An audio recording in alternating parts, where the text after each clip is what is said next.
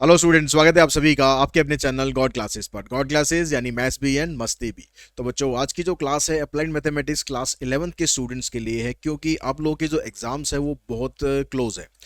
Normally जो 11th के exam होते हैं most of the school Feb में स्टार्ट कर देते हैं और मार्च से जो 12th की क्लासेज हैं वो स्टार्ट भी कर देते हैं। तो उसी चीज़ को ध्यान में रखते हुए और आप लोगों की डिमांड को भी ध्यान में रखते हुए हमने कोशिश करी है कि आप लोगों के लिए इंपॉर्टेंट एग्जाम्पल्स की सीरीज लेकर आएँ, क्योंकि बहुत से स्टूडेंट्स का ये मानना था कि सर एग्जाम के अंदर एग्जाम्पल्स में से भी काफ़ी क्वेश्चंस आते हैं, तो उनकी भी थोड़ी प्रैक्टिस अगर हो जाए तो ज़्यादा बेटर रहेगा हमारी बोर्ड एग्जाम की प्रिपरेशन के लिए। तो उसी एग्जाम्पल की सीरीज़ है उसको हम स्टार्ट कर रहे हैं। सबसे पहले आज की जो क्लास है उसके अंदर जो स्ट्रेट लाइन्स है उसके एग्जाम्पल्स हम ले रहे हैं। अब इसके अलावा कमेंट बॉक्स में आप मुझे बताते जाएं साथ साथ कि आगे कौन कौन से चैप्टर्स ऐसे हैं जिनके एग्जाम्पल्स आपको ज़्यादा परेशान करते हैं, ज़्यादा आपको लगता है कि थोड़े ट्रिकी एग्जाम्पल है, मुश्किल एग्जाम्पल्स हैं। तो हम उसी तरीके से आगे प्रोसीड करेंगे। जैसे जैसे आप लोगों की कमेंट्स आते जाएंगे मैं उसी चैप्टर के हिसाब से उनके इंपॉर्टेंट एग्जाम्पल्स के क्वेश्चन आप लोगों के लिए लाते रहूँगा। तो आज जो हम स्टार्ट करने जा रहे हैं स्ट्रेट लाइन की क्वेश्चंस हैं। देखिए, कंसेप्ट वाइज हम यहाँ कुछ डिस्कस नहीं करने वाले हैं। कंसेप्ट वाइज अगर आपको समझना है तो उसके लिए आप स्ट्रेट लाइन की जो वीडियोस हैं वो आप देख सकते हो। तो स्ट्रेट लाइन के जो वन शॉट हैं जो ऑलरेडी अवेलेबल हैं चैनल पर, वो आप देख सकते हो और वहाँ से सारा कंसेप्ट एक बार समझ सकते हो। उसके बाद फिर अब एग्जाम्पल्स खुद प्रैक्टिस कर सकते हो। जो जो एग्जाम्पल्स हम यहाँ करने वाले हैं हो सकता है कि इनमें से कुछ एक दो तीन एग्जाम्पल्स आपके एग्जाम में भी आ जाएं, ऐसी पॉसिबिलिटी भी है। तो जो पहला क्वेश्चन हम यहाँ पर कर रहे हैं, सबसे पहले क्वेश्चन में कहता है कि find the distance between P x y one x one y one and Q x two y two. यानी पी और क्यू के बीच का हमें डिस्टेंस फाइंड करना है। अब यहाँ पर केवल ये नहीं कि डिस्टेंस फार्मूला लगा देना है, आगे हमें एक कंडीशन दे रखी है कि when p q is parallel to y axis and x, दोनों में वाई लिख दिया है, तो एक में एक्स एक्सिस है और एक में वाई एक्सिस है। ठीक है, तो पहले आपके पास पहले में वाई है, दूसरे में एक्स एक्सिस है। तो यहाँ पर हम ले लेते हैं कलर, ले लेते हैं एक बढ़िया सा, थिंक ठीक रहेगा। नहीं, चलिए कलर ले लेते हैं। थिकनेस भी ठीक ठाक है, ज़्यादा हो गई, यही ठीक है। चलिए तो स्टार्ट करते हैं। यहाँ पर देखिए पहला जो पार्ट है उसके अंदर कहता है कि p q is parallel to y axis. तो हमारे पास जैसे ये दो पॉइंट है, अगर मैं इसको थोड़ा ग्राफिकली आप लोगों को दिखाऊं तो ग्राफिकली कह रहा है कि जो पहले वाले क्वेश्चन है उसके अंदर पैरेलल टू वाई एक्सिस है, मतलब ऐसे एक लाइन है पैरेलल टू वाई एक्सिस। ये मान लेते हैं पॉइंट पी है, इसके कोऑर्डिनेट है x1 y1, एक यहाँ पर q है x2 एंड y2। अब इन दोनों के बीच का आपको डिस्टेंस फाइंड करना है। तो देखिए जब लाइन y के पैरेलल होगी, लाइन जब y के पैरेलल होगी मतलब ये स्ट्रेट लाइन जा रही है, तो यहाँ पर आप इस लाइन पर कहीं पर भी आप देखोगे तो जो x की वैल्यू है वो तो सेम ही रहनी है, क्योंकि लाइन बिल्कुल स्ट्रेट है। तो ये जो x1 और x2 यहाँ पर आ रहे हैं ना, ये दोनों की वैल्यू सेम रहेगी अगर हम पहली कंडीशन को यूज करेंगे। If p q parallel to y axis then x1 equals to x2। तो इन दोनों को बराबर रखने पर अब आप जब पी क्यू का डिस्टेंस निकालेंगे तो पी क्यू का डिस्टेंस यानी डिस्टेंस फार्मूला लगाएंगे x2 माइनस x1 का whole square, y2 minus y1 का होल स्क्वायर। अब क्योंकि x1 और x2 दोनों इक्वल है, तो यहाँ पर अगर आप इन दोनों को इक्वल पुट करोगे, दोनों को मैं x1 कर देता हूँ, तो ये तो जीरो हो जाना है, चाहे आप x2 कर दो चाहे आप x1 कर दो। तो ये देखो जीरो हो जाएगा, आपके पास सिर्फ ये बचेगा square root of y2 minus y1, और इसके स्क्वायर से रूट कैंसिल हो जाएगा, आपके पास आ जाएगा y2 माइनस y1। ये इन दोनों के बीच का डिस्टेंस आ जाएगा। अब डिस्टेंस क्योंकि हमेशा पॉजिटिव होता है तो आप इसमें यहाँ पर मॉड भी लगा सकते हो, यानी जो भी वैल्यू आएगी आपकी वो पॉजिटिव हो जाएगी, चाहे यहाँ पर नेगेटिव आ रही हो चाहे पॉजिटिव आ रही हो, क्योंकि डिस्टेंस हम निकाल रहे हैं तो डिस्टेंस हमेशा पॉजिटिव आएगा। ऐसे ही अगर आप इस यहाँ पर जो सेकंड केस लेते हो, सेकंड केस में पैरेलल टू एक्स एक्सिस है। जब एक्स के पैरेलल होगी लाइन, तो एक्स के पैरेलल होने पर क्या होगा, ये जो लाइन है आपकी अगर ये एक्स के पैरेलल हो गई तो उस केस में जो यहाँ पर पी और क्यू के कोऑर्डिनेट है,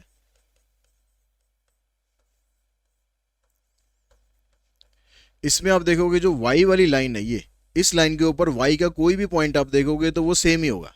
यानी यहाँ पर y1 और y2 दोनों इक्वल हो जाएंगे। तो ऐसे आप डिस्टेंस फार्मूला लगाओगे, यहाँ पर y1 माइनस y1 कर देंगे, 0 आ जाएगा। और फिर यहाँ पर इससे आपके पास वैल्यू मिल जाएगी, यानी जो सेकंड वाला केस है उसमें आपका आंसर बन जाएगा mod of x2 minus x1।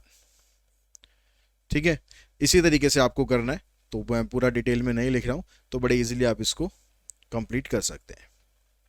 उसके बाद देखिए जो नेक्स्ट क्वेश्चन है उस पर चलते हैं। नेक्स्ट में कहता है कि find a point on the x axis which is equi distant from the point this and this. एक पॉइंट है जो कि एक्स एक्सिस पर है, वो इस पॉइंट से और इस पॉइंट से दोनों से सेम डिस्टेंस पर है।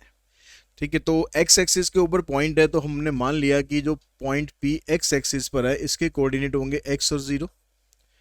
कोई भी लाइन के ऊपर अगर कोई भी एक्सिस के ऊपर अगर पॉइंट होता है एक्स एक्सिस के ऊपर, तो उसमें वाई की वैल्यू हमेशा क्या रहती है, जीरो रहती है। तो इसलिए हमने जो पॉइंट लिया है वो ले लिया एक्स और जीरो। अब ये कह रहा है कि ये वाला पॉइंट इस पॉइंट से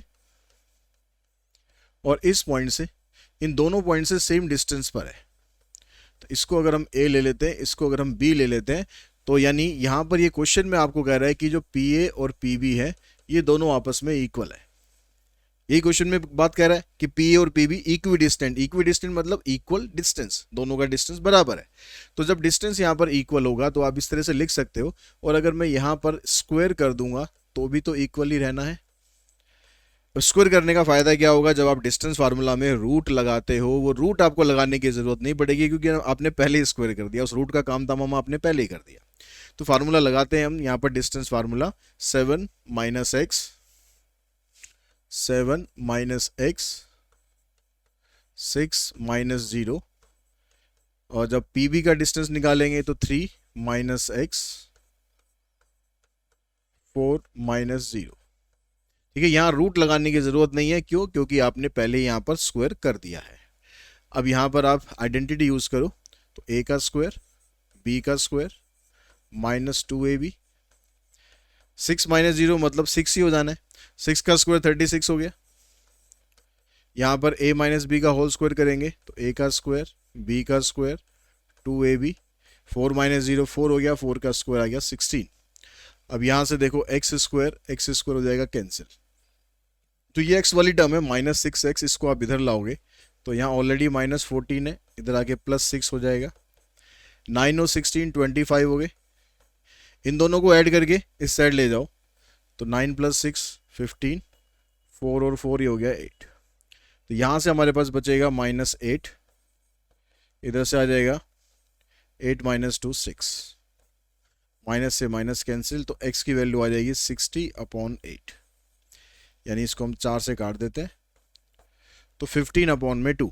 तो जो पॉइंट आपको चाहिए यहाँ पर x एक्सिस पर, ये पॉइंट आ जाएगा 15/2 एंड 0। ये हमारा रिक्वायर्ड पॉइंट होगा जो कि x एक्सिस पर होगा। ठीक है, उसके बाद देखिए जो नेक्स्ट क्वेश्चन है, इसमें कहता है कि 3 consecutive vertices of a parallelogram are -2 and -1। 3 consecutive parallelogram है आपके पास, 3 आपके पास पॉइंट है पैरेललोग्राम के। ठीक है, 3 पॉइंट है हमारे पास पैरेललोग्राम के।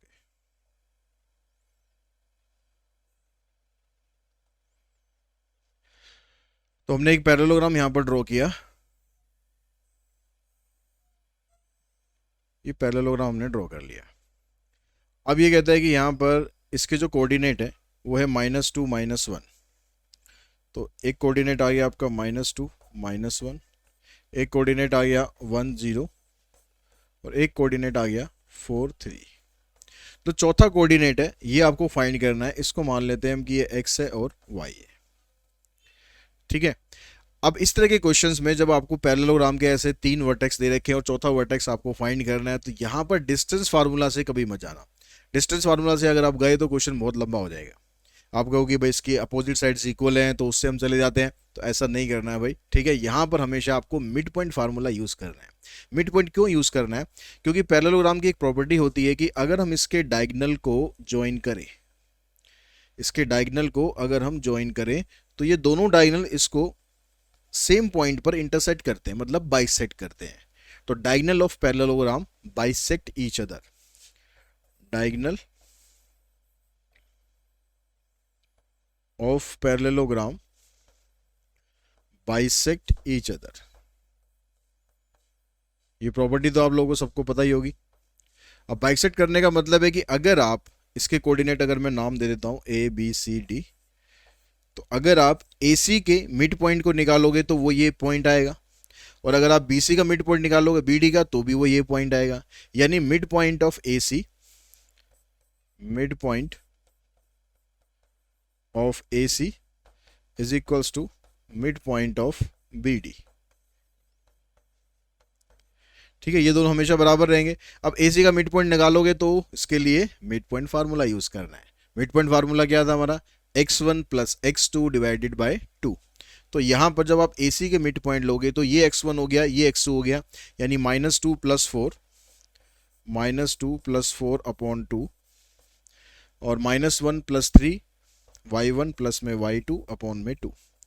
ये किसके मिड पॉइंट आ गए, ये आ गए ए सी के। ऐसे आप बी डी का निकालोगे तो ये अगर हमने x1 ले लिया, ये x2 ले लिया, किसी को भी ले सकते हो आप, ठीक है, x1 plus 1, x plus 1 upon 2, y plus 0 upon 2। अब यानी ये कोऑर्डिनेट हम कह रहे हैं कि इसके बराबर है। जब कोऑर्डिनेट आपस में इक्वल होते हैं तो इसका मतलब क्या होता है, एफ सीसा के बराबर होगा, ऑर्डिनेट के बराबर होगा, मतलब x की वैल्यू x के बराबर होगी, मतलब जो पहला प्लेस की वैल्यू है वो इसके बराबर होगी। पहले प्लेस की वैल्यू आएगी 4 - 2, 2 अपॉन 2, और यहाँ से जो पहला प्लेस है आपके पास ये आएगा x प्लस 1 अपॉन 2। इस 2 से ये 2 हो जाएगा कैंसिल, इस 1 को इधर ला के माइनस कर देना, x की वैल्यू आ जाएगी 1। अब ऐसे यहाँ से -1 प्लस में 3 यानी 2 आ गया, 2 अपॉन 2, इधर से आ जाएगा y अपॉन 2, इस 2 से ये 2 कैंसिल, तो y की वैल्यू आ जाएगी 2। तो जो चौथा वर्टेक्स है इसका, फोर्थ वर्टेक्स है, वो क्या बनेगा, फोर्थ वर्टेक्स ये बन जाएगा आपके पास 1 और 2। ठीक है, तो जब भी पैरेललोग्राम का क्वेश्चन आएगा आपको हमेशा उसको इसी तरीके से करना है। उसके बाद देखिए नेक्स्ट क्वेश्चन पे चलते हैं। नेक्स्ट में कहता है कि x y is any point on the line joining the point this and this, then show that this equation. तो ये कह रहा है कि एक पॉइंट है जो कि ए और बी से दोनों से ज्वाइन हो रही है। ये हमारे पास ए आ गया, A0, और एक पॉइंट आ गया B0B। अब ये कह रहा है कि एक पॉइंट है इस लाइन के ऊपर XY, P एक पॉइंट है यहां पर कहीं XY, then show that x upon a plus y upon b equals to 1। अगर आपने चैप्टर पूरा पढ़ा हुआ है तो आप इसको दो तरीकों से कर सकते हो। आप इसमें यहाँ पर जो अभी हम कर रहे हैं टॉपिक, आप वाला मेथड भी लगा सकते हो जिसमें आप एरिया ऑफ ट्रायंगल का यूज़ करके इसको निकाल सकते हो, और आप इसमें स्लोप का कंसेप्ट भी यूज़ कर सकते हो। स्लोप के कंसेप्ट से ये आपको ज़्यादा आसान पड़ेगा, तो इसलिए हम यहाँ पर स्लोप का कंसेप्ट यूज़ करेंगे, क्योंकि आपने पूरा चैप्टर पढ़ ही रखा है। अगर ये क्वेश्चन आ जाता है तो ऐसा तो लिखा आता नहीं है कि भाई यूजिंग दिस कंसेप्ट, तो आप इजीली उसमें स्लोप का कंसेप्ट आप यूज़ कर सकते हो। जब इसने ये हमें बता दिया कि जो ये P पॉइंट है ये A और B के ऊपर ही लाई कर रहा है, दैट मीन्स ये तीनों पॉइंट कोलिनियर है।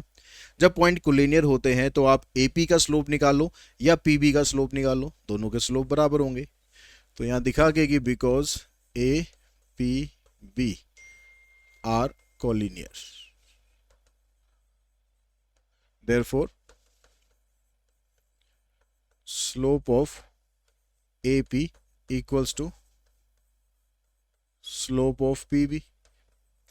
तो जब आप AP का स्लोप निकालोगे तो 2 पॉइंट फॉर्म लगा दो, ठीक है, y minus 0 upon x minus a,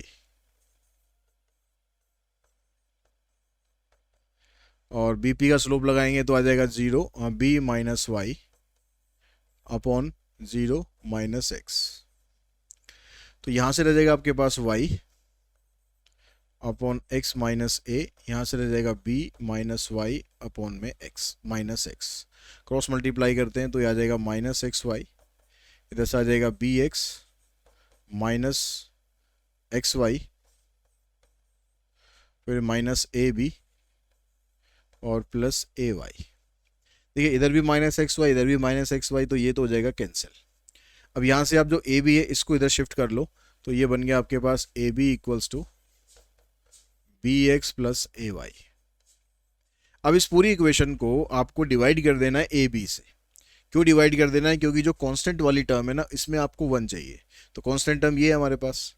तो अगर हम इन तीनों टर्म्स को ए बी से डिवाइड कर दें, इसको भी और इसको भी, तो यहाँ तो रह जाएगा 1, यहाँ पर ये बी से बी कैंसिल होकर रह जाएगा एक्स अपॉन ए, यहाँ पर ए से ए कैंसिल हो जाएगा, ये आ जाएगा वाई अपॉन बी, और यही तो आपको प्रूव करना है। तो आप स्लोप के कंसेप्ट से इसको ऐसे यूज कर सकते हो। अगर आप एरिया ऑफ ट्रायंगल का कंसेप्ट यूज करते हो तो एरिया ऑफ ट्रायंगल को आप 0 के बराबर रखो, उसको सॉल्व करोगे तो उससे भी इक्वेशन आपकी बन जाएगी। नेक्स्ट क्वेश्चन पे चलते हैं, कहता find the slope of A line. Line का स्लोप आपको फाइंड करना है विच passes through the origin. Line कहां से पास कर रही है, ओरिजिन से पास कर रही है, ओरिजिन मतलब 0 0 से पास कर रही है, and the mid point of the line joining the point this and this. यानी जिस लाइन की आपको इक्वेशन बनानी है वो लाइन, एक तो पॉइंट दे दिया कि ओरिजिन से पास कर रही है, उसके अलावा दूसरा पॉइंट ये कह रहा है कि ये जो लाइन सेगमेंट है ना जो इससे जुड़ा हुआ है उसके मिड पॉइंट से पास कर रही है। फिगर में देखो, अगर हम फिगर बनाते हैं तो हमारे पास पी पॉइंट है 0 -4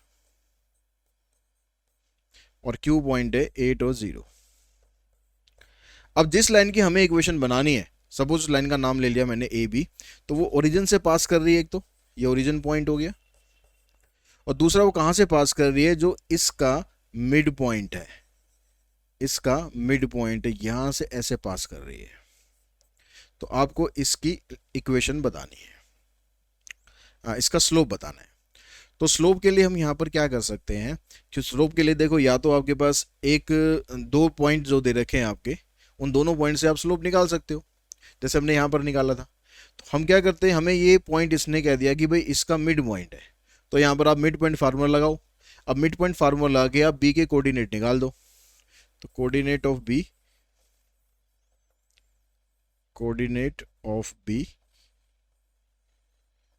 तो मिड पॉइंट फार्मूला लगाएंगे, ये हो गया x1, ये हो गया x2, यानी 0 + 8/2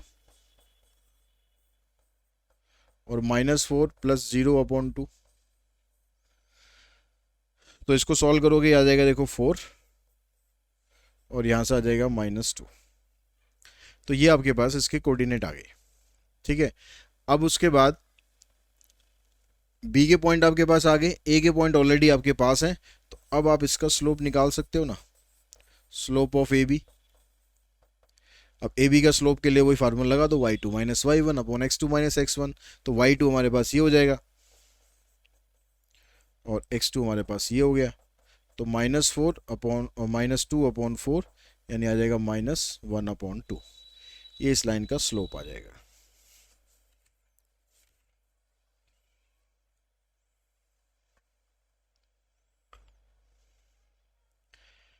इसके बाद जो नेक्स्ट क्वेश्चन है उस पर चलते हैं।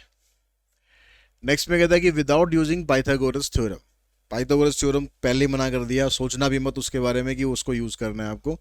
Show that the point this and this and this are the vertices of a right angle triangle. कह रहा है कि पाइथागोरस का यूज करे बिना आपको ये बताना है कि ये जो पॉइंट आपको दे रखे हैं ये राइट एंगल ट्राइंगल के वर्टाइसेस है। अब राइट एंगल ट्राइंगल के वर्टाइसेस पाइथागोरस से इसने क्यों मना कर दिया, क्योंकि ये क्वेश्चन आपने छोटी क्लासेस में भी किया हुआ है।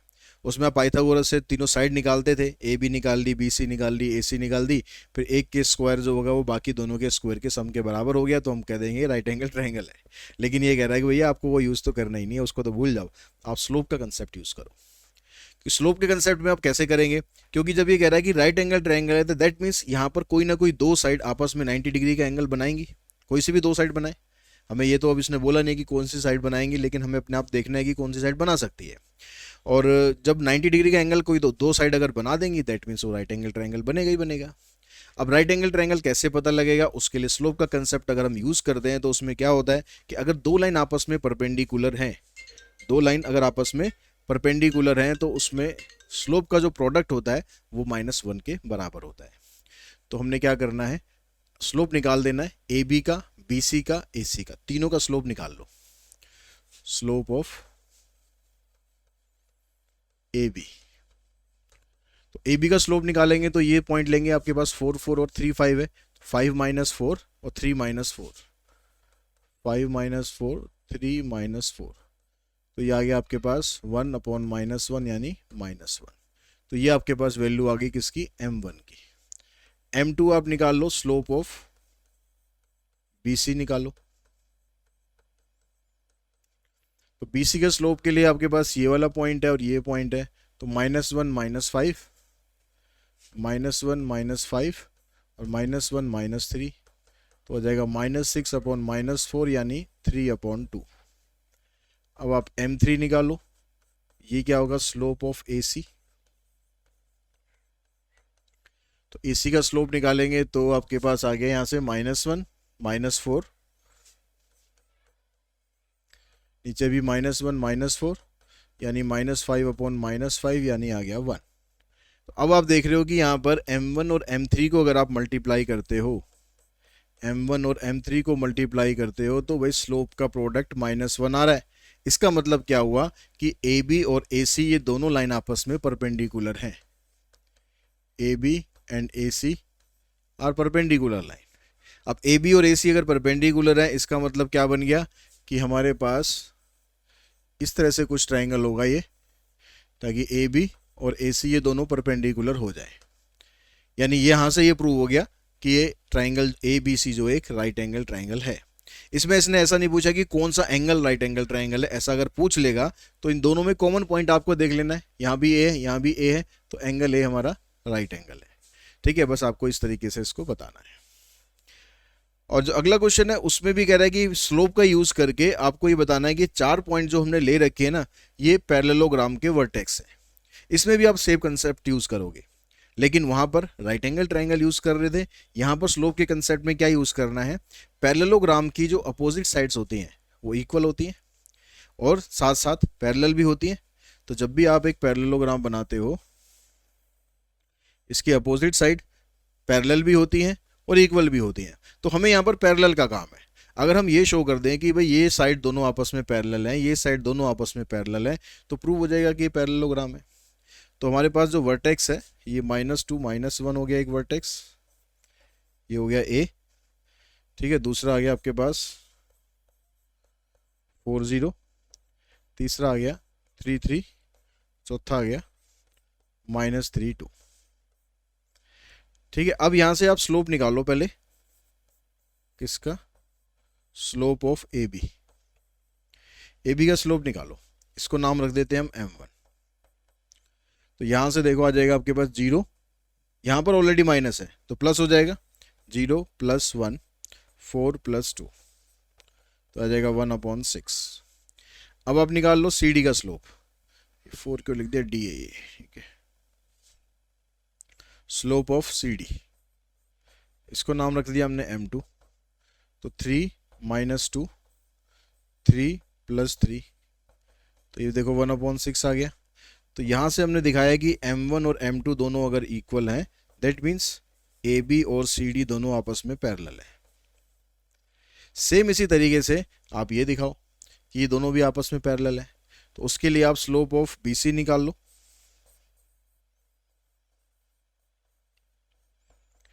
अब BC का स्लोप निकालेंगे, इसको हमने मान लिया कि ये M3 है, तो वहां से आ जाएगा 3 - 0 और 3 - 4, तो 3/-1 यानी -3 आ गया। अब ऐसे ही आप निकाल दो स्लोप ऑफ AD, इसको आप ले लो M4, तो 2 + 1, ठीक है, इसमें से करेंगे y2 - y1 -3 + 2, तो ऊपर 3 नीचे -1 यानी आ गया -3। तो ये दोनों भी आपस में इक्वल हो गए, तो M3 और M4 इक्वल है, यानी इसका मतलब हुआ कि BC और AD भी आपस में पैरेलल है। That means ABCD is a parallelogram.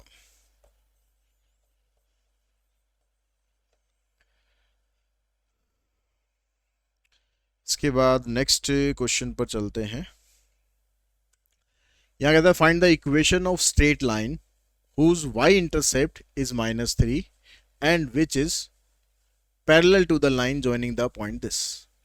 ये कह रहा है कि एक स्ट्रेट लाइन की इक्वेशन बनाओ जो कि जिसका y इंटरसेप्ट है -3 और वो इस लाइन के साथ पैरेलल है जो लाइन इन दोनों पॉइंट से ज्वाइन हो रही है।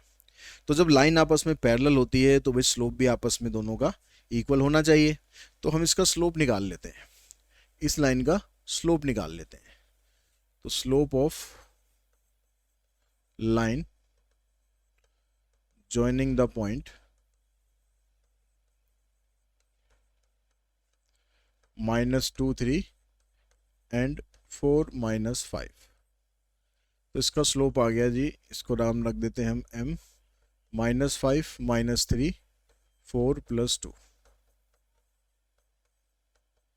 -4/3। अब क्योंकि लाइन जब आपस में पैरेलल होती है तो दोनों के स्लोप इक्वल होते हैं, तो जिस लाइन की इक्वेशन आपको बनानी है उस लाइन का स्लोप भी -4/3 ही होगा, क्योंकि इसके पैरेलल है। ठीक है, बिकॉज अब यहाँ दिखा दो, बिकॉज रिक्वायर्ड लाइन, या आप नाम भी रख सकते हो, नाम ए बी सी डी ऐसे, required line is parallel to given line,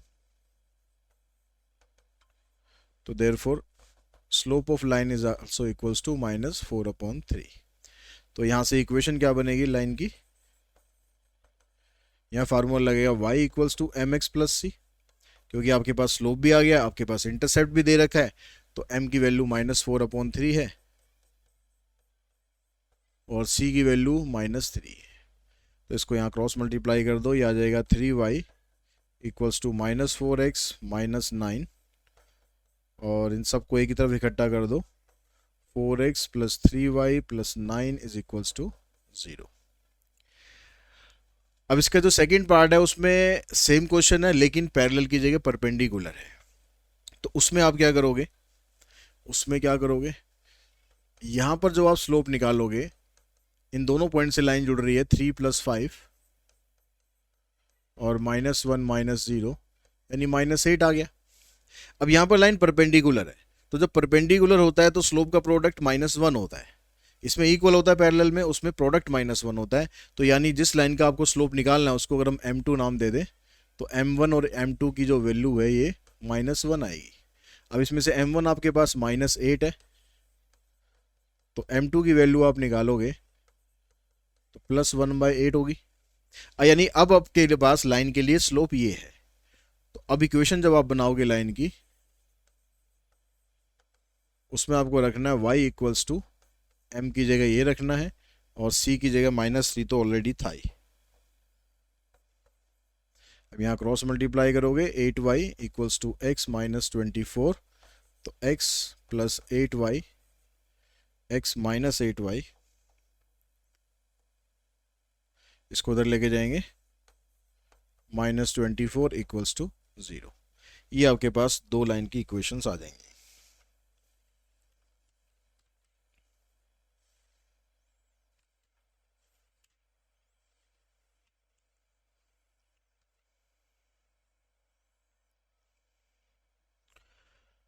उसके बाद देखिए जो नेक्स्ट क्वेश्चन है उसमें कह रहा find the equation of line passing through the point this and perpendicular through the point this. तो यहाँ पर जो लाइन हमें बनानी है वो इस पॉइंट से पास हो रही है, ठीक है, और इस लाइन के साथ परपेंडिकुलर है। तो ये कुछ कुछ इसी तरीके से ही है, परपेंडिकुलर वाले की तरह ही, बस वहां पर क्या था, आपको डायरेक्टली वाई इंटरसेप्ट दे रखा था, यहाँ पर आपको पॉइंट दे रखा है जहां से लाइन पास कर रही है, और परपेंडिकुलर टू दिस पॉइंट से मतलब इसके इन दोनों के हिसाब से इनका स्लोप निकाल लेते हैं। तो आ जाएगा 6 - 5 -3 -2, यानी 1/-5, ये स्लोप आ गया। अब क्योंकि लाइन परपेंडिकुलर है तो इसलिए इन दोनों का जो प्रोडक्ट है वही -1 आएगा। तो यहाँ पर आप -1/5 पुट करोगे तो आपके पास m2 का स्लोप आ जाएगा 5, यानी जिस लाइन की आपको इक्वेशन बनानी है उसका स्लोप तो आ गया आपके पास 5, और वो लाइन यहाँ से पास हो रही थी, तो आप इसमें लगा देंगे पॉइंट स्लोप फॉर्म, एक पॉइंट भी आपके पास है, एक स्लोप भी आपके पास है। तो इसमें इक्वेशन बन जाएगी y - y1 equals to slope और x - x1। यहाँ स्लोप इसका m2 था तो यहाँ m2 लिख दो, m1 होगा तो m1 लिख दो, खाली m से डिनोट किया है तो m लिख दो। तो y - y1 की वैल्यू आपके पास -5 है, और ये निकाला हमने 5, x - x1, ये x1 ऑलरेडी माइनस में तो प्लस हो जाएगा, तो y - 5 इक्वल्स टू 5x + 15। इन दोनों को उधर ले जाओ तो 5x - y और +20, ये आपके पास इसकी इक्वेशन आ जाएगी।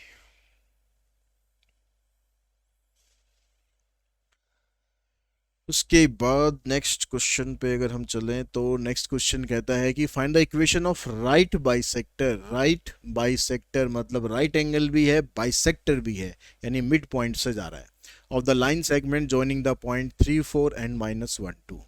यानी एक लाइन सेगमेंट है जो इन दोनों से ज्वाइन कर रहा है 3 4 और -1 2।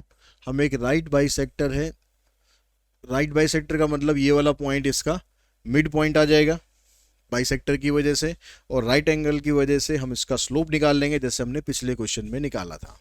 इसका स्लोप अगर हम m1 ले रहे हैं, इसका स्लोप हम m2 ले लेते हैं, तो m1 और m2 दोनों का प्रोडक्ट -1 होगा। तो आप पहले m1 की वैल्यू निकाल लो। m1 आ जाएगा आपके पास यहाँ से 2 -4, 2 -4, उधर से आ जाएगा -1 -3, यानी -2/-4, तो ये आ गया 1/2। अगर आप यहाँ से m2 निकालोगे तो -2 आ जाएगा। ठीक है, आप डायरेक्ट भी लिख सकते हो, जरूर नहीं कि m1 m2 -1 करके फिर वैल्यूज पुट करके दिखानी है। इसको बस रेसिप्रोकल कर दो, साइन चेंज कर दो, ये m2 आ गया। अब आपके पास ये जो लाइन थी, इस लाइन का स्लोप तो मिल गया, अब इसका पॉइंट हो चाहिए। इसके पॉइंट के लिए ये बाइसेक्टर है, मतलब ये इन दोनों का मिड पॉइंट है। तो मिड पॉइंट फार्मूले से इसके कोऑर्डिनेट निकाल दो। ये आ जाएगा x1 + x2 डिवाइडेड बाई 2, 3 -1 2/2 मतलब 1 हो गया, यहाँ से आ जाएगा 3। तो ये पॉइंट है जहाँ से आपकी लाइन पास कर रही है, ये उसका स्लोप है। तो इक्वेशन बना दो y - y1 slope x - x1। तो ये 2x को इधर लाओगे, 2x + y - 5 = 0। ये इसकी इक्वेशन आ जाएगी।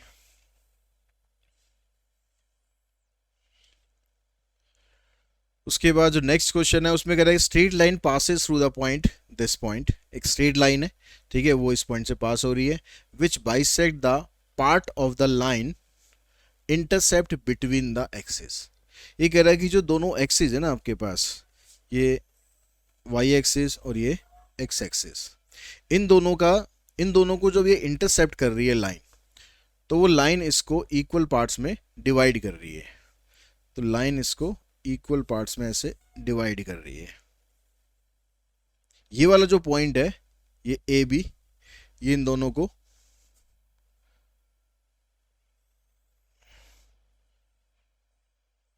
को इक्वल पार्ट्स में डिवाइड कर रहा है, यानी ये वाला पार्ट और ये वाला पार्ट दोनों इक्वल है।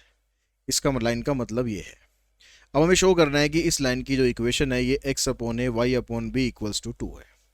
अब यहाँ पर आपको, क्योंकि ये दोनों एक्सिस को इंटरसेप्ट कर रहा है, तो इसका मतलब इसके जो ये पॉइंट होते हैं, इसको नॉर्मली हम a0 से डिनोट करते हैं, लेकिन a आपने ऑलरेडी यहाँ पर यूज़ कर लिया है, तो यहाँ पर हम इसको m ले लेते हैं, इस पॉइंट को n ले लेते हैं। तो इंटरसेप्ट फॉर्म लगाने के लिए आपको ये दोनों इंटरसेप्ट पता होने चाहिए, यानी m की और n की वैल्यू पता होनी चाहिए। अब mn की वैल्यू आप कैसे निकाल सकते हो, इसने बताया कि ये वाला जो पॉइंट है ये इसका मिड पॉइंट है, तो P is mid point of AB। P is mid point of AB। तो इसका मतलब यहाँ पर अगर आप मिड पॉइंट फार्मूला लगाते हो तो x की जो वैल्यू है वो यहाँ पर है a, जो मिड पॉइंट है वो है a, और ये पॉइंट कैसे निकलेगा, x1 + x2 डिवाइडेड बाय 2। तो इसको क्रॉस मल्टीप्लाई करोगे तो आपको m की वैल्यू मिल जाएगी 2a। सिमिलरली जब y वाला पॉइंट आप निकालोगे तो y वाला पॉइंट है यहाँ पर b, और y1 की वैल्यू आपके पास यहाँ 0 है और y2 की वैल्यू है n। तो यहाँ से आ जाएगा 0 + n डिवाइडेड बाय 2। यहाँ से n की वैल्यू मिल जाएगी हमें 2b। m की वैल्यू आ गई, n की वैल्यू आ गई। अब आप यहाँ पर इंटरसेप्ट फॉर्म लगा दो, तो इक्वेशन ऑफ लाइन क्या बनी, इंटरसेप्ट फॉर्म होती है x/, नॉर्मली हम a लिखते हैं, लेकिन वो a तब लिखते हैं जब यहाँ पर a होता है। अभी हमने m लिखा है तो m लिखेंगे, y/n = 1। अब यहाँ पर m की जगह पर आप पुट कर दो 2a, यहाँ पुट कर दो आप 2b, 2 यहाँ से कॉमन निकाल के राइट हैंड साइड में शिफ्ट करोगे तो आ जाएगा x/a y/b = 2। ये आपका आंसर प्रूव हो जाएगा। ठीक है, और स्क्रीनशॉट साथ साथ लेते रहा करो जो जो आपको स्क्रीनशॉट लेने हैं।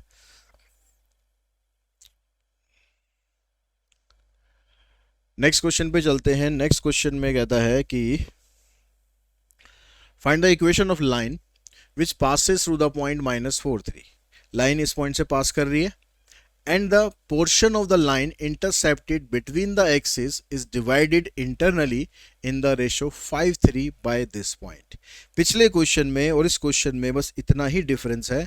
पिछले क्वेश्चन में मिड पॉइंट दिए हुए थे, यहां पर आपको मिड पॉइंट नहीं दिए हुए। यहां पर ये कह रहा है कि ये जो पॉइंट है ना -4 3,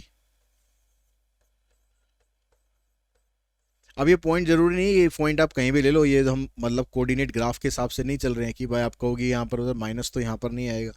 हम ग्राफ के हिसाब से नहीं चल रहे हैं, बस सिंपल समझने के लिए हम फिगर्स बना रहे हैं। तो अब यहाँ पर ये वाला जो पार्ट है ये 5:3 की रेशो में डिवाइड कर रहा है, तो ये 5 है और ये 3 है। ये वाली वैल्यू हमारे पास हो गई A0 और ये आ गई 0B। तो ये वाला जो पॉइंट है P ए बी को 5 और 3 की रेशो में डिवाइड कर रहा है। कौन सा 5 कौन सा 3 लेना है, हमेशा पहले x वाला पॉइंट ऊपर होगा।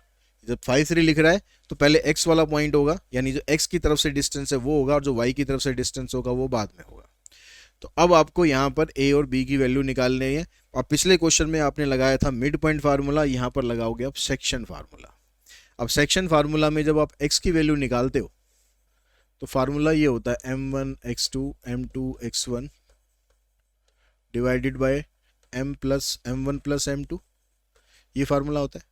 अब x की वैल्यू मतलब यहाँ पर ये वाली वैल्यू -4, तो x की जगह आप -4 पुट करो। m1 आपके पास है 5, x2 आपके पास हो गया ये 0, m2 की वैल्यू हो गई 3 और x1 की वैल्यू हो गई आपके पास ये a divided by m1 plus m2। तो ये आ गया -4 इक्वल्स टू में 3a अपॉन में 8। तो यहाँ से a की वैल्यू निकालोगे तो आ जाएगी -32 अपॉन में 3। अब जिस तरह आपने ये a निकाला है उसी तरीके से आप b निकालो, मतलब y वाला फार्मूला यूज करो, m1 y2 m2 y1 divided by m1 plus m2। अब y की वैल्यू हमारे पास 3 है, ठीक है। y की वैल्यू मतलब ये जो सेंटर में वैल्यू आ रही है ये 3, m1 5 हो गया, m2 हो गया b y2, m2 की वैल्यू 3 है और y1 हो गया 0। तो इधर से आ गया 3 इक्वल्स टू 5b अपॉन में 8। तो b की वैल्यू आ गई हमारे पास 24 अपॉन में 5। अब यहाँ पर आप इंटरसेट फॉर्म यूज करो। इंटरसेट फॉर्म क्या हो गई, x upon a plus y upon b equals to 1। तो a की जगह तो आपके पास ये आ गया -32 अपॉन 3 और b की जगह आ गया 24 अपॉन 5 इक्वल्स टू 1। अब यहाँ पर ये जो 3 है ये ऊपर चला जाएगा, 5 भी ऊपर चला जाएगा, तो ये बन जाएगा -3x अपॉन 32 5y अपॉन 24। ये आपके पास अब इक्वेशन है, इसको अब एलसीएम लेके सॉल्व करो। 32 और 24, इसका अगर आप एलसीएम निकालोगे 96 हो जाएगा एलसीएम। ये 3 पे चला जाएगा, 3 3 जा 9, ये 4 पे जाएगा, 4 5 जा 20। इस 96 को यहाँ ले जाओ,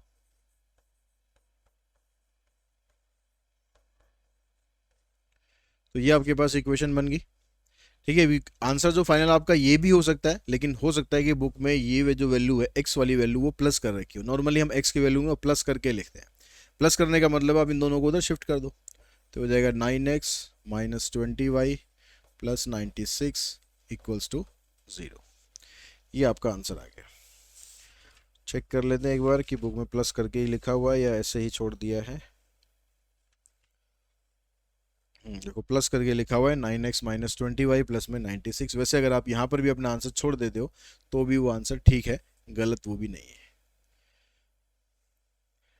इसके बाद जो नेक्स्ट क्वेश्चन है उसमें कह रहा है find the equation of line which cut off intercept on the axis whose sum and product are 1 and -6। अब यहां पर ही कह रहा है कि जब आप इनको दोनों एक्सिस को लाइन ऐसे क्रॉस कर रही है तो ये इसका इंटरसेप्ट हो गया ए और ये इसका इंटरसेप्ट हो गया बी।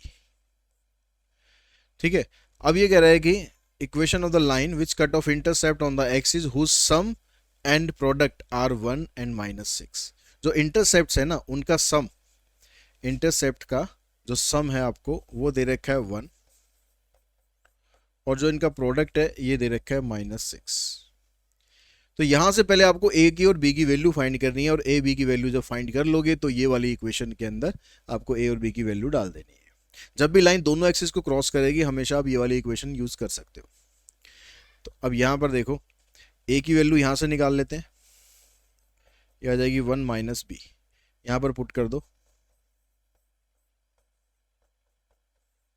इसको मल्टीप्लाई करोगे तो b -b², इसको भी आप इधर ही ले आओ +6। अब पहले वाली टर्म है आपको स्क्वायर वाली टर्म लिखनी है और यहाँ स्क्वायर वाली टर्म नेगेटिव है तो इसको आप सबको उधर ही ले जाओ, तो b² -b और -6 ये आ गया। अब जैसे आप स्प्लिटिंग मिडिल टर्म करते हो क्वाड्रेटिक इक्वेशन, वही काम आप यहाँ पर करना है। मल्टीप्लाई करने पर -6 चाहिए और सॉल्व करने पर उसको -1 चाहिए। तो एक फैक्टर बन गया इसका -3, दूसरा फैक्टर बनेगा +2। तो b की वैल्यू 3 आ गई और b की वैल्यू -2 आ गई। अगर b की वैल्यू 3 है तो a की वैल्यू क्या होगी? If b equals to 3 then a equals to 1 - 3 यानी -2। तो इक्वेशन क्या बनेगी? x/a, a की जगह रखना आपको -2, y/b इक्वल्स टू 1। यहाँ पर आप एलसीएम ले लोगे तो इधर आ जाएगा 3x और इधर आ जाएगा +2y, क्या हुआ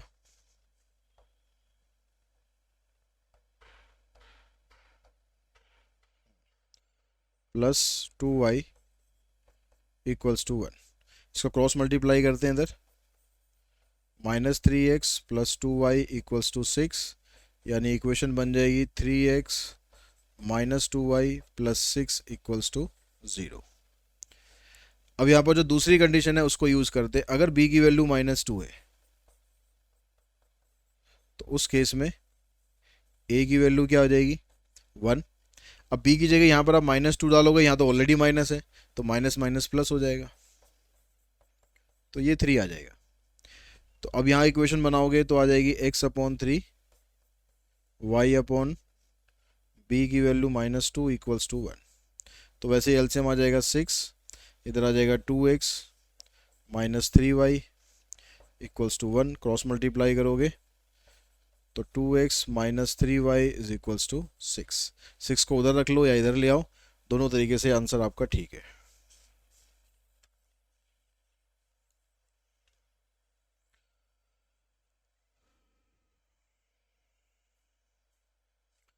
उसके बाद नेक्स्ट क्वेश्चन पे चलते हैं। क्या कहता है कि find the value of k so that the line this may be parallel to line this. यानी ये वाली लाइन और ये वाली लाइन दोनों आपस में पैरेलल होगी। तो ये वाली जो लाइन है ना, पहले इसका आप स्लोप निकाल लो।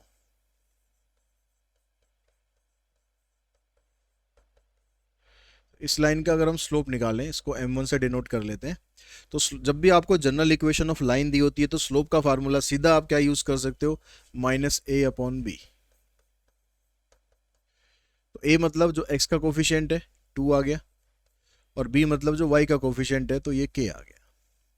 अब फर्स्ट पार्ट में जो आपको लाइन दे रखी है ये है 3x - 4y + 7 इक्वल्स टू 0। तो इसका स्लोप आप निकालो तो माइनस साइन तो लगेगा ही लगेगा, a की वैल्यू 3 और इसकी -4 यानी +3/4 हो गया।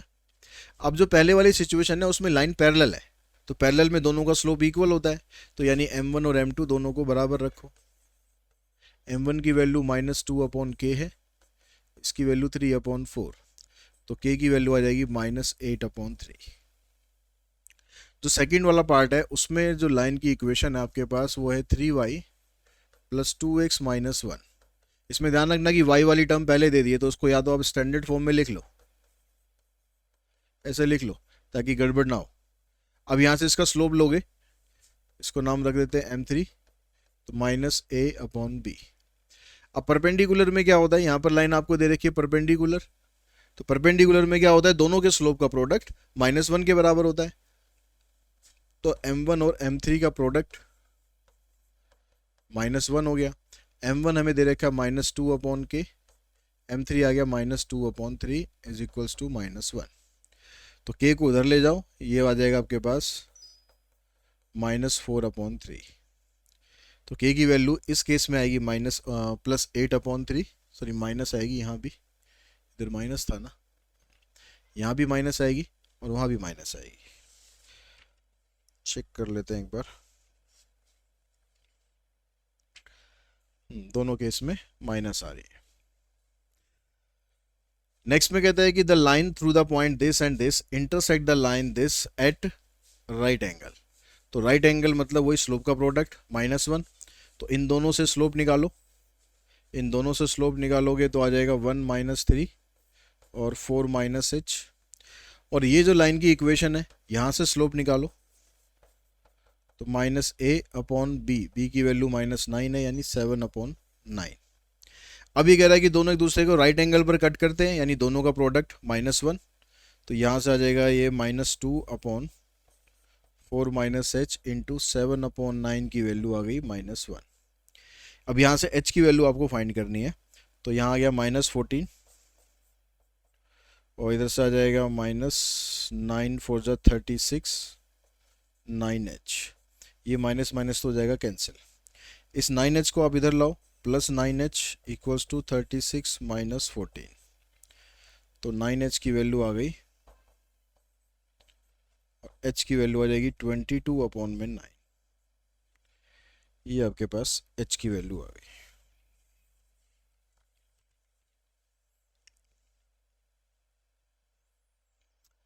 Find the equation of line parallel to the line this and passing through the point this. इस लाइन के साथ पैरेलल है, यानी जो इसका स्लोप आएगा वही हमारी लाइन का स्लोप आ गया। अब इसका स्लोप क्या होगा, -a अपॉन b, ये स्लोप आ गया। तो इक्वेशन ऑफ लाइन क्या बनेगी, y - y1। y1 x1 point होते हैं जहां से लाइन पास कर रही है, और ये पॉइंट उसने दे रखा है जहां से लाइन पास कर रही है। तो y - y1 equals to slope x, यहाँ ऑलरेडी माइनस है, x + 2। तो इसको क्रॉस मल्टीप्लाई करोगे 4y - 12 3x + 6, इन सबको उधर ले जाओ, 3x - 4y + 18 is equals to 0। ये लाइन की इक्वेशन आ गई। Find the distance of line this and this from the point 1/2 along the line, along the line। आगे का क्वेश्चन इनकम्प्लीट है, एक बार चेक कर लो। Find the distance of line 4x + 7y + 5 equals to 0 from the point, ये यहाँ पर नहीं है, from the point 1 to along the line 2x - y equals to 0। ऐसे क्वेश्चन है। तो अब आप क्वेश्चन में क्या कह रहा है, क्वेश्चन को समझो। कह रहा find the distance of line this, ये लाइन है आपके पास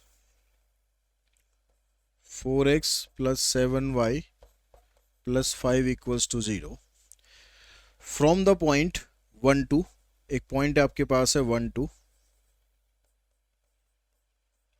along the line 2x - y। मतलब अब इस पॉइंट का डिस्टेंस इस लाइन से ऐसे आपको परपेंडिकुलर नहीं निकालना, परपेंडिकुलर नहीं बोला, ये कह रहा है कि इस लाइन का डिस्टेंस इस लाइन के अकॉर्डिंग बताओ। ये लाइन आपकी है 2x - y इक्वल्स टू 0। तो ये क्वेश्चन है, ठीक है। तो परपेंडिकुलर डिस्टेंस नहीं पूछ रहा, परपेंडिकुलर डिस्टेंस वाला फार्मूला नहीं लगाना। आपको क्या करना है कि आपको ये देखो, ये वाली लाइन और ये वाली लाइन, ये दोनों यहाँ इंटरसेक्ट कर रही हैं, तो आपको इन दोनों का इंटरसेक्टिंग पॉइंट निकाल देना है। इंटरसेक्टिंग पॉइंट जब आपके पास मिल जाएगा तो इस पॉइंट से इस पॉइंट का डिस्टेंस निकाल दो, वो आंसर आ जाएगा। तो इंटरसेक्टिंग पॉइंट के लिए आप दोनों इक्वेशन को सॉल्व करो। तो ये वाली जो इक्वेशन है, यहाँ से अगर मैं y की वैल्यू निकालूं तो आएगी 2x। अब इसको आप पुट कर दो, पुट इन इक्वेशन फर्स्ट, इसमें पुट कर दो। तो 4x प्लस में 7y, y की जगह आ जाएगा 2x प्लस 5, तो आ गया 4x प्लस 14x, 5 को ले जाओ इधर, तो 18x इक्वल्स टू -5, यानी x की वैल्यू आ गई -5/18। अब x अगर -5/18 है तो y कितना हो जाएगा, इसका डबल हो जाएगा, ये हो जाएगा -10/18। तो ये दो पॉइंट आपके पास आ गए। ठीक है, इसको आप काटना चाहो काट सकते हो, पर ऐसे ही रहने दो दोनों का डिनोमिनेटर ताकि सेम रहे। अब इस पॉइंट का आपको डिस्टेंस निकालना है 1 2 से, तो उसके लिए डिस्टेंस फार्मूला लगा देते हैं। ये x1 हो गया, ये x2 हो गया और ये x1 हो गया। तो x2 minus x1 plus y2 minus y1। देखो इसको सॉल्व करो, 18 और 5 23, तो -23/18, इसका स्क्वायर इधर आ जाएगा, -18 टू द 36 और 10 46, इसका स्क्वायर। तो यहाँ से 23 का जो स्क्वायर है उसका 23 का स्क्वायर हो जाता है 529, तो यहाँ 529 आ गया, नीचे आ गया आपके पास 324 प्लस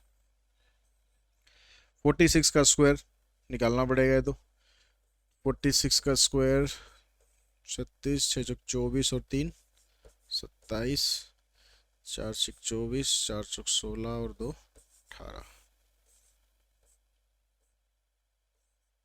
2116। 18 का स्क्वायर 324, इन दोनों को ऐड कर देते हैं, 9 + 6 15, 2 3 4, 5 और 1 6, और इधर आ गया 2, नीचे आ गया 324। अभी जो 2645 है ना, इसका स्क्वायर रूट कर लो, कितना इसका स्क्वायर रूट बनेगा। तो इसका मेरे ख्याल पूरा तो बनेगा नहीं, इसके पेयर ही बनाने पड़ेंगे आपको।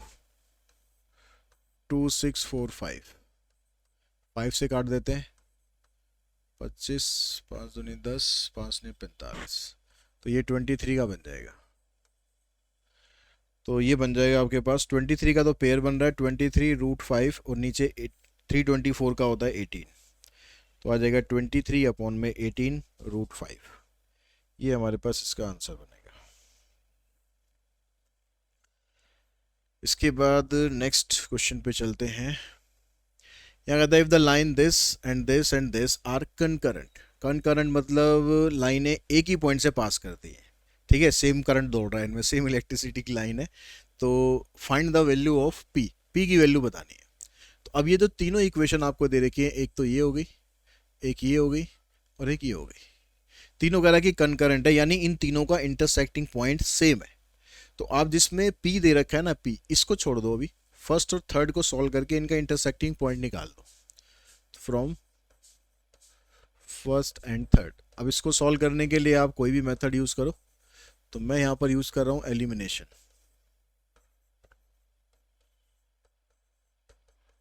तो ये देखो दोनों कैंसिल हो जाएंगे, यहाँ 5x, यहाँ -5, 5x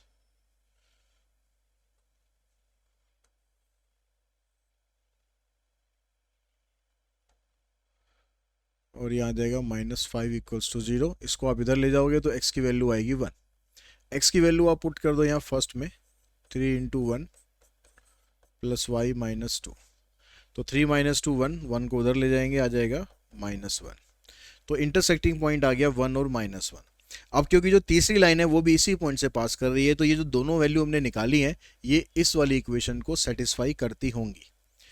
तो पुट करो, x की वैल्यू 1, y की -1 इन सेकेंड। तो यहाँ पर आ गया आपके पास p × 1, 2 × -1 -3 इक्वल्स टू 0। तो p - 2 -3 equals to 0 means p की वैल्यू आ जाएगी 5। तो अगर तीनों कनकरेंट लाइन है तो p की वैल्यू 5 की इक्वल आ जाएगी।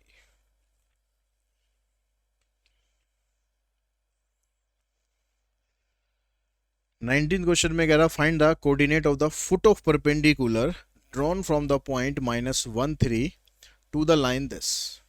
ये कह रहा है कि एक आपके पास ये लाइन है 3x - 4y -16 इक्वल्स टू 0। इस लाइन के ऊपर हमने इस पॉइंट से -1 3 से एक पॉइंट हमने यहाँ पर डाल दिया जो कि यहाँ परपेंडिकुलर है। तो इसके आपको कोऑर्डिनेट बताने हैं कि इसके कोऑर्डिनेट क्या होंगे। तो इसके कोऑर्डिनेट हमने मान लिए, एक मान लिया अल्फा, एक मान लिया बीटा, कुछ भी आप मान लो, ए बी मान लो, अल्फा बीटा मान लो, M1 M2 मान लो, कुछ भी मान लो। तो ये जो अल्फा बीटा है इसकी आपको वैल्यू फाइंड करनी है। अब यहाँ पर आपके पास देखो दो सिचुएशन आ गई।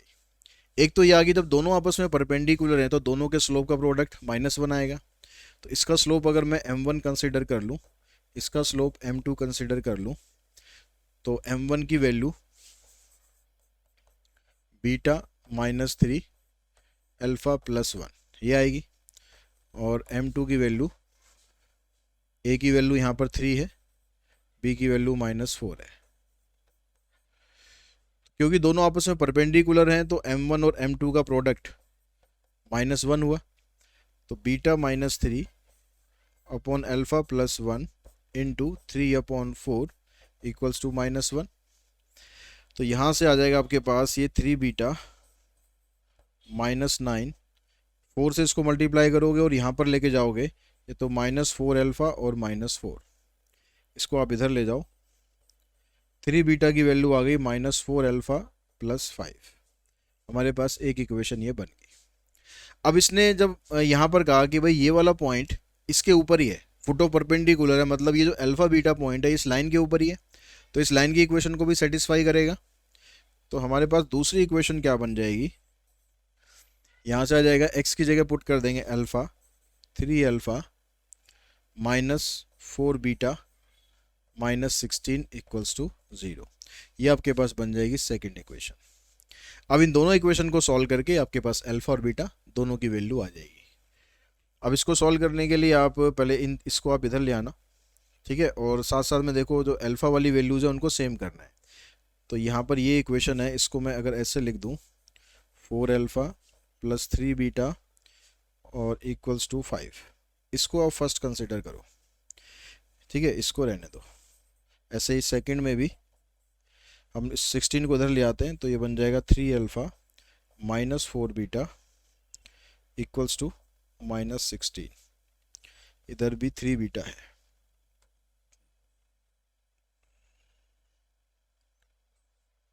Four alpha +3 beta equals to 5। अब यहाँ पर इसको मैं 3 से मल्टीप्लाई कर देता हूँ, इसको 4 से कर देता हूँ, तो हमारे पास दो इक्वेशन तो बन जाएंगी। यहाँ पर आ जाएगा 12 अल्फा 9 बीटा और इधर आ जाएगा 15, इसको 4 से करेंगे तो 12 अल्फा 16 बीटा -64 -64 नहीं +64, ये -16 इधर जाएगा +16 होगा, साइन चेंज कर दो तो ये 25 हो गया।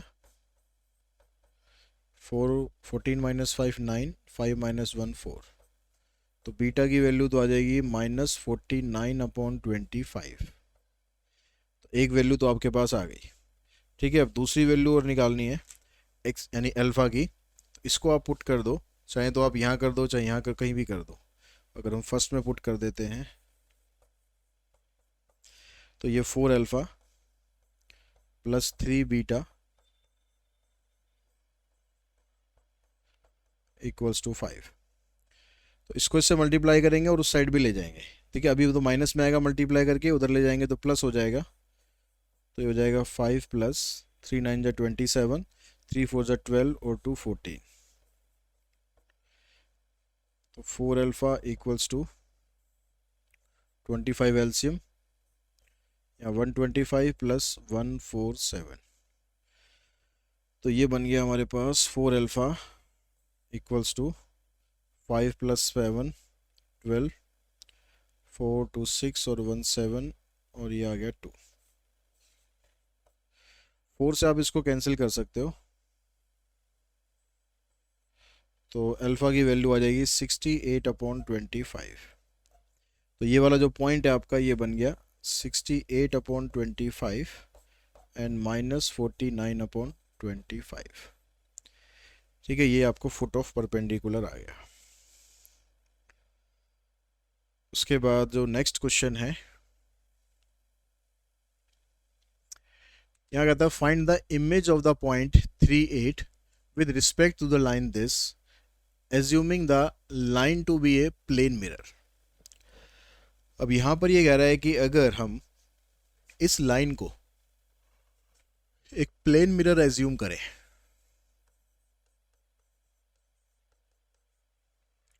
तो ये वाला जो पॉइंट है 38, इसकी आपको इमेज बतानी है। ये अगर मिरर है तो इसकी इमेज हम इधर बना रहे हैं, इसको नाम दे देते हैं वही अल्फा और बीटा का। ये पॉइंट P हो गया, ये पॉइंट Q हो गया। तो आपको इसकी इमेज बतानी है। ठीक है, find the image of the point this with respect to the line this assuming the line to be a plane mirror. अब इसमें भी जो कंसेप्ट आप यूज़ करोगे, जब भी इमेज वाला क्वेश्चन करेंगे तो यहाँ से जो लाइन आप इसको ज्वाइन करोगे, ये लाइन हमेशा यहाँ पर परपेंडिकुलर होगी।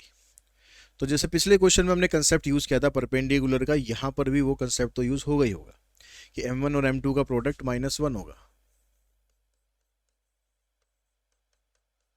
ठीक है, अब m1 की वैल्यू हम निकालते हैं यहाँ से, बीटा -8 अल्फा -3।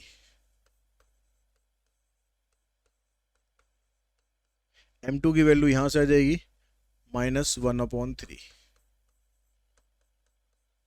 ये वाला माइनस ये वाला माइनस हो जाएगा कैंसिल, 1 से इसको मल्टीप्लाई करेंगे, बीटा -8 इक्वल्स टू 3 अल्फा -9। तो 3 अल्फा को इधर लाओ, -3 alpha plus beta equals to -1। ये हमारे पास फर्स्ट इक्वेशन बन गई। अब सेकंड इक्वेशन कैसे आएगी? पिछले क्वेश्चन में क्या कह रहा था कि वो इसका परपेंडिकुलर है, वो फुट ऑफ द परपेंडिकुलर है, तो ये वाला पॉइंट इस लाइन के ऊपर था।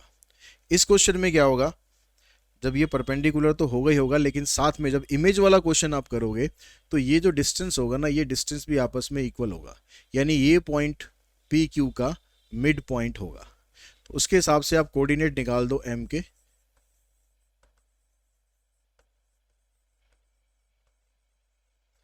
तो x1 प्लस x2 और y1 प्लस y2। अब ये जो m पॉइंट है ये इस लाइन के ऊपर लाई करेगा, यानी x की जगह पर आपको ये पुट कर देना है, y की जगह पर आपको ये पुट कर देना है। तो therefore 3 plus alpha upon 2, 3 into में 8 plus beta upon 2 equals to 7। यहाँ से 2 एलसीएम लेके इधर शिफ्ट कर देना, ये हो जाएगा ऊपर 3 प्लस अल्फा प्लस में 3 8 ज़ा 24, 3 बीटा इक्वल्स टू 14। अब यहाँ से अल्फा प्लस 3 बीटा,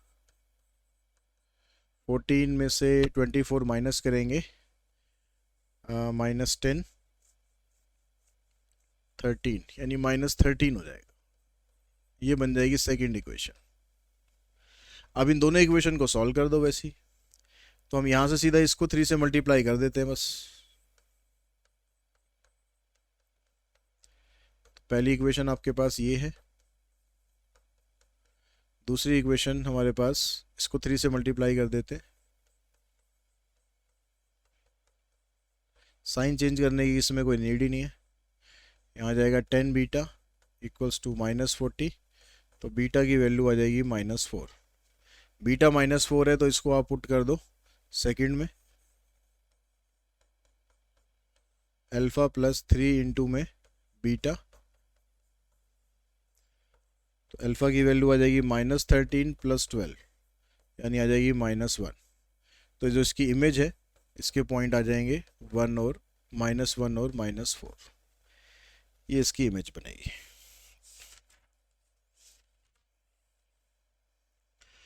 यहाँ पर कहता है कि P is the length perpendicular from the origin. P क्या यहाँ पर परपेंडिकुलर की लेंथ है, कहाँ से? ओरिजिन से, to the line which make intercept A and B on the axis. तो ये कह रहा है कि अगर हम दोनों एक्सिस पर लाइन आपकी इस तरह से आ रही है, ये A पर क्रॉस कर रही है, ये B पर क्रॉस कर रही है, और P यहाँ से एक परपेंडिकुलर डिस्टेंस है इसके ऊपर, तो इक्वेशन प्रूव करो कि ये है। तो अब यहाँ पर डिस्टेंस फार्मूला आपको यूज करना है। डिस्टेंस फार्मूला कौन सा यूज करना है? Distance of A point from A line. ये वो जो पॉइंट है 0 0, इसका डिस्टेंस इस लाइन से आपको दिया हुआ है P यूनिट। तो यहाँ पर डिस्टेंस फार्मूला हमें यूज करना है वाला, लेकिन उसके लिए आपके पास इस लाइन की इक्वेशन होनी चाहिए। अब इस लाइन की जो इक्वेशन है, क्योंकि इंटरसेप्ट फॉर्म है x upon a plus y upon b equals to 1, ये होती है। लेकिन इसको हमें कन्वर्ट कर लेना जनरल इक्वेशन में, तो उसके लिए इसका एलसीएम लेंगे तो ये आ जाएगा आपके पास बी एक्स प्लस में A y upon A B. A B को आप इधर ले जाएंगे, तो ये इक्वेशन बन गई b x plus A y minus a B equals to 0। अब इस पॉइंट्स, इस लाइन से इस पॉइंट का जो डिस्टेंस है वो पी यूनिट है। तो जो डिस्टेंस फार्मूला होता है हमारा, डिस्टेंस फार्मूला क्या था? a इंटू में x1 b into y1 plus c divided by a square plus b square. ये फार्मूला यूज करेंगे distance between line and point. ये चीज ध्यान रखना कि डिस्टेंस बिटवीन टू पॉइंट है। डिस्टेंस बिटवीन टू पॉइंट होता है तो वो x2 minus x1 y2 minus y1। ये distance between line and point है। तो अब इस केस में आपके पास जो डिस्टेंस है वो तो दिया है p यूनिट। a की वैल्यू होती है जो यहाँ पर x का कोफिशिएंट होता है, यानी ये आ गया b। x1 की वैल्यू होती है जिस पॉइंट से हम डिस्टेंस फाइंड कर रहे हैं, पॉइंट है यहाँ पर 0 0, ये हो। तो b की वैल्यू होती है जो कोफिशिएंट होता है a का, यानी इसका y का, तो ये तो हो गया a, यहाँ भी 0 आ गया। c की वैल्यू होगी जो कांस्टेंट है minus a b divided by a square plus b square. ठीक है, यहाँ पर a की वैल्यू ये है, b की वैल्यू ये है। अब यहाँ से ये इसके मोड हो गया, तो ये बन गया आपके पास p equals to minus a b upon B square plus a square. अब आप क्या करो यहाँ पर, क्योंकि आपको जो प्रूव करना है उसमें p का स्क्वायर चाहिए, तो स्क्वायरिंग कर दो। स्क्वायरिंग करेंगे तो ये p स्क्वायर हो जाएगा और यहाँ से ये हो जाएगा a स्क्वायर बी स्क्वायर। अब यहाँ से आप मोड हटा दो, क्योंकि जब स्क्वायर करोगे तो मोड का आपको कोई फ़ायदा नहीं लगाने का, वहाँ तो जो नेगेटिव पॉजिटिव कुछ भी होगा वो सब पॉजिटिव बन जाएगा। और ये आ जाएगा आपके पास B square plus a square.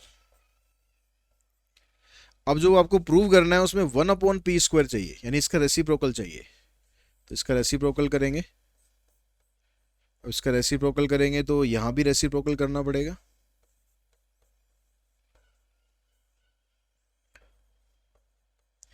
अब नीचे आपके पास ये सिंगल टर्म आ गई, तो सिंगल टर्म आ गई तो आप इसको सेपरेट करके ऐसे लिख सकते हो दोनों के साथ।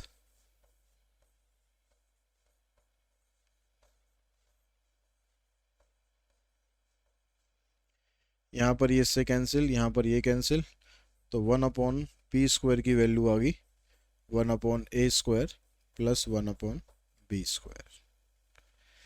यही आपको यहाँ पर प्रूव करना है।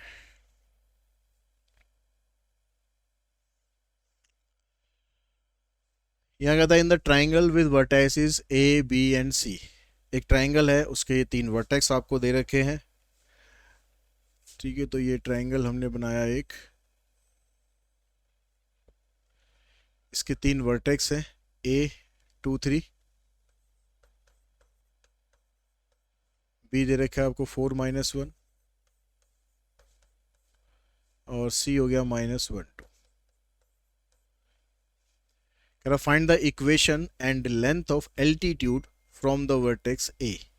जो वर्टेक्स A है उसका आपको इक्वेशन फाइंड करना है और length of altitude from the vertex A, और वर्टेक्स A से इसकी जो लेंथ है वो भी हमें फाइंड करनी है। अब लेंथ फाइंड करने के लिए तो आपके पास इस लाइन की इक्वेशन हमारे पास बन जाएगी 2 पॉइंट फॉर्म से, और इस लाइन से इस पॉइंट के बीच का डिस्टेंस हम फाइंड कर लेंगे। ठीक है, रहेगी बात इक्वेशन की। तो इक्वेशन बनाने के लिए आपके पास स्लोप होना चाहिए या फिर आपके पास दूसरा पॉइंट होना चाहिए। तो हम क्या करते हैं, पहले तो ये जो बी सी है इसका स्लोप निकाल लेते हैं। देखिए स्लोप ऑफ बी सी आप निकालते हैं इसको ले लिया हमने m1, तो 2 + 1 -1 -4 ये आ गया। अब जो एल्टीट्यूड हम इसके ऊपर डालेंगे, ठीक है, ये जो एल्टीट्यूड हम इसके ऊपर डालेंगे ये यहाँ पर परपेंडिकुलर होगा।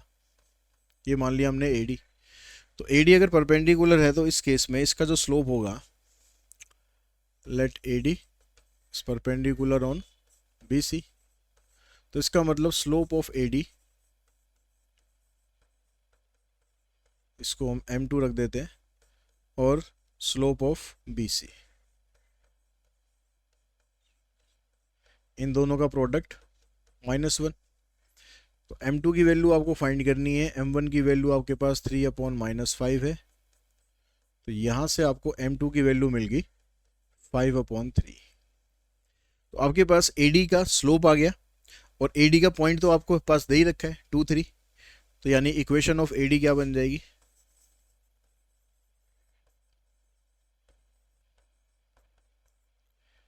y - y1, y1 पॉइंट हो जाएगा आपका 3 इक्वल्स टू में स्लोप AD का x - x1, इसको क्रॉस मल्टीप्लाई कर दो, 3y 9 5x - 10, इन सबको उधर ले जाओ, तो 5x - 3y - 1 इक्वल्स टू 0। ये आपके पास इसकी आ गई इक्वेशन। अब दूसरा रह गया कि आपको इसकी लेंथ फाइंड करनी है। लेंथ फाइंड करने के लिए डिस्टेंस फार्मूला लगाओ। अब डिस्टेंस फार्मूला लगाने के लिए आपके पास BC की इक्वेशन होनी चाहिए, तो इक्वेशन ऑफ BC निकालो पहले। तो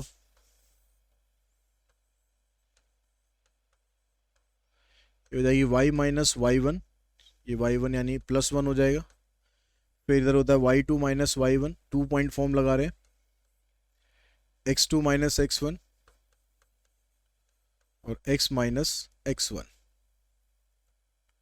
x1 हो गया आपके पास 4, तो यहाँ -5 आएगा, -5 को यहाँ मल्टीप्लाई कर देते हैं, इधर 3 3 4 = 12, इन सबको उधर ले जाओ, तो आ जाएगा 3x + 5y - 7 इक्वल्स टू 0। अब ये आपके पास इस BC की इक्वेशन आ गई। इस पॉइंट से इसका डिस्टेंस फाइंड करना है, यानी AD की वैल्यू आपको मिल जाएगी।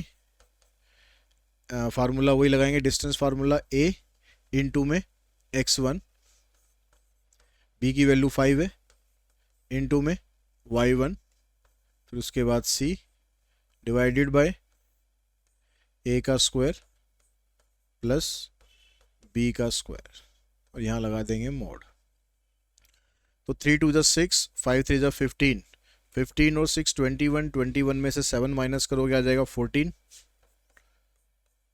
नीचे आ जाएगा आपके पास 25 प्लस में 9 34। अब 34 के पेयर तो बनेंगे नहीं, तो आप इसको ऐसे ही छोड़ सकते हो, 14/√34। पेयर बन जाए तो जरूर बनाने हैं, नहीं बन रहे तो कोई बात नहीं। Find the distance between the line this and this. तो यहाँ पर दो लाइनों के बीच का डिस्टेंस है, लेकिन अगर दो लाइनों में आप देखो तो इसका स्लोप और इसका स्लोप, दोनों का स्लोप बराबर आ रहा है। यहाँ से देखो, इसका आएगा -3/4, इसका -6/8, यानी -3/4 ही आएगा, यानी लाइन तो दोनों पैरेलल है। लेकिन लाइन दोनों पैरेलल के बीच में जब आप डिस्टेंस निकालते हो तो उसमें A और B दोनों इक्वल होने चाहिए। यहाँ पर A की वैल्यू 3 है, यहाँ पर 6 है, यहाँ 4 है, यहाँ पर 8 है, तो आप क्या करोगे, ये वाली इक्वेशन में से आप 2 कॉमन निकाल दो, तो ये आ जाए, ऐसे आ जाएगी,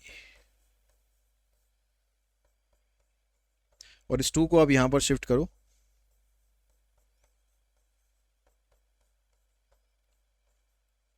यानी अब आपके पास जो लाइन्स है वो क्या आ गई। पहली लाइन आपके पास होगी 3x + 4y, 9 को भी इधर ले आओ। दूसरी लाइन आ गई आपके पास 3x + 4y - 15/2। तो ये दोनों स्टैंडर्ड फॉर्म में लाइन आ गई। अब दोनों का यहाँ पर देखो A और B बराबर है, तो आप यहाँ से दिखा सकते हो कि slope of both line are equal.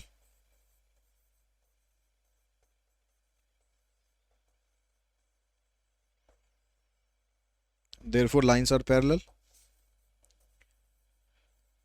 और लाइन जब पैरेलल होती है तो उसके बीच का डिस्टेंस जब आप निकालते हैं तो उसके लिए फार्मूला क्या होता है, C1 - C2 divided by A² + B²। तो इसलिए भी आपको यहाँ पर A और B इक्वल करने थे, क्योंकि यहाँ पर A और B ही पुट होते हैं, A1 B1 ऐसे पुट नहीं होता। तो C1 की वैल्यू -9 है, और इसकी वैल्यू -15/2 है, तो यहाँ +15/2 हो जाएगी। ए की वैल्यू 3, बी की वैल्यू 4। तो यहाँ देखो 2 9 जा 18, तो -18 + 15 यानी -3/2 डिवाइडेड बाय 9 + 16 मतलब 25, 25 का रूट हो जाएगा 5। यहाँ से इसका मोड हटा देंगे तो हो जाएगा 3/2/5। ये 5 इधर आ जाएगा इसके साथ, तो ये बन जाएगा 3/10। ये इन दोनों के बीच का डिस्टेंस आ जाएगा। उसके बाद नेक्स्ट क्वेश्चन में कहता है, कह रहा है कि prove that the line this is mid parallel to the line this and this. यानी ये जो लाइन बीच में जो ये वाली लाइन बता रहा है, ये लाइन मिड पैरेलल है। मिड पैरेलल मतलब इन दोनों से बराबर डिस्टेंस पर है और पैरेलल भी है। तो ये लाइन आपकी जो L1 लाइन है, ये लाइन इधर है, L2 इधर है और L3 इधर है। तो ये कह रहा है कि जो L1 है ना, ये मिड पैरेलल है, इन दोनों के सेंटर में भी है और इन दोनों के पैरेलल भी है। तो पहले तो इनका स्लोप निकाल के आप पैरेलल प्रूव कर दो। इसका स्लोप हम m1 मान लेते हैं, इसका m2 और इसका m3। तो पहले आप m1 की वैल्यू निकालो। यहाँ से आ जाएगा -a/b, ये हो गया। m2 निकालो, m2 आ जाएगा देखो -12 और यहाँ भी वही है। और m3 आप देखोगे तो वो भी सेम है।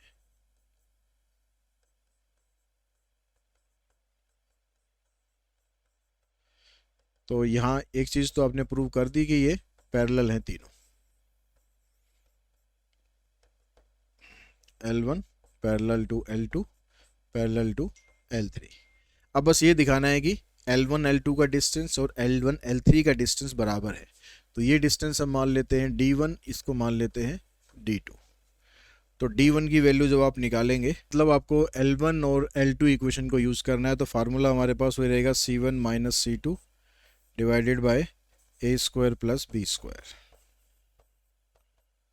तो C1 की वैल्यू आपके पास है -3, C2 की वैल्यू है 7, तो यहाँ माइनस साइन तो बीच में ही है, तो 7 रहेगा। नीचे आ जाएगा a की वैल्यू है आपके पास 12 और b की वैल्यू है -5, तो ये हो गया -10। नीचे आ जाएगा आपके पास 144 + 25, तो इसका मॉड हटाएंगे तो 10 हो जाएगा। नीचे 169, 169 का स्क्वायर रूट होता है 13, तो 10/13 D1 की वैल्यू आ गई। अब आप D2 की वैल्यू निकालो। ऐसी D2 की वैल्यू निकालने के लिए आपको L1 और L3 को यूज़ करना है। तो L1 में जो वैल्यू है आपके पास C1 की, वो है -3, माइनस C2 की वैल्यू -13 है और एक माइनस यहाँ भी है, तो minus minus plus divided by, नीचे तो वही रहेगा, तो ये आ जाएगा 10/में, नीचे इसके 13 ही आएगा। तो ये डिस्टेंस भी बराबर आ गया। यानी हम यहाँ से कह सकते हैं कि L1 L2 and L3 are mid parallel. L1 is mid parallel to L1 and L3, ऐसा लिखना है। L1 is mid parallel to L2 and L3। तो इसी क्वेश्चन के साथ ही ये वीडियो हम यहाँ पर इसको फिनिश करते हैं। आई होप जितने भी क्वेश्चन हमने यहाँ पर करे हैं वो सारे के सारे आपको समझ में आ गए होंगे और होपफुली इनमें से कुछ क्वेश्चंस आपके एग्ज़ाम में भी ज़रूर आ सकते हैं। तो आज की इस वीडियो को यहीं पर ही फिनिश करते हैं और साथ ही साथ कमेंट बॉक्स में मुझे ज़रूर बताइएगा कि आगे कौन से चैप्टर्स के आपको इम्पोर्टेंट एग्जाम्पल्स करने हैं जो आपको थोड़ा सा परेशान करते हैं या थोड़ा सा आपको लगता है कि ट्रिकी एग्जाम्पल्स हैं। आज की इस वीडियो में इतना ही। Thanks to all of you.